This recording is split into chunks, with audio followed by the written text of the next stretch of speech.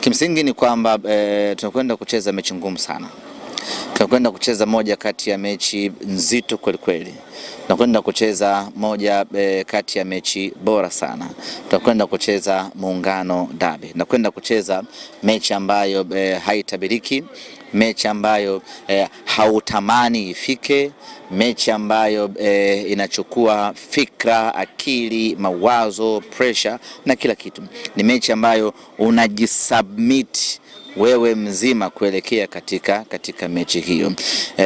Ni mechi muhimu kwa kila upande, ni mechi ambayo inaacha historia ambayo itakumbukwa vizazi na vizazi. Ni mechi ambayo kila mtu anaitamani aicheze, lakini haipendi acheze kutokana na matokeo yake huwa anavyoacha doa kubwa kwenye timu ambayo inakuwa imepoteza mchezo wenyewe. Mechi hii niseme tu ya kwamba kila mmoja lazima afahamu ni mechi ngumu, na sisi Simba Sports Club tunaweka wazi ya kwamba tunakwenda kucheza mechi ngumu kweli kweli. Kucheza dhidi ya mpinzani wako namba moja katika nchi husika, kucheza dhidi ya timu ambayo imesha kufunga mara nyingi mfululizo, kucheza dhidi ya timu iko mbele yako kwenye pointi kwa wakati husika, kucheza dhidi ya timu ambayo haina cha kupoteza. Huwa ni mechi ngumu kweli kweli, lakini sisi tuseme sisi tuko tayari kwa ajili ya mchezo huu.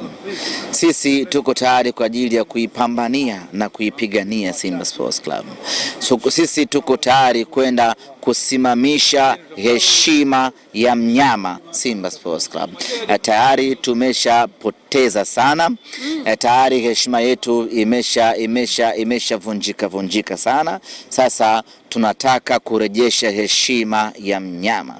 Tunataka kurejesha heshima ya Simba Sports Club. Tunafanyaje? Ni lazima tukacheze mchezo huu na tupate matokeo mazuri. Regardless ya ugumu wa mchezo huu, lakini tutakwenda wanasimba kutoa chote tulichokuwa nacho kwa ajili ya kuipambania Simba yetu.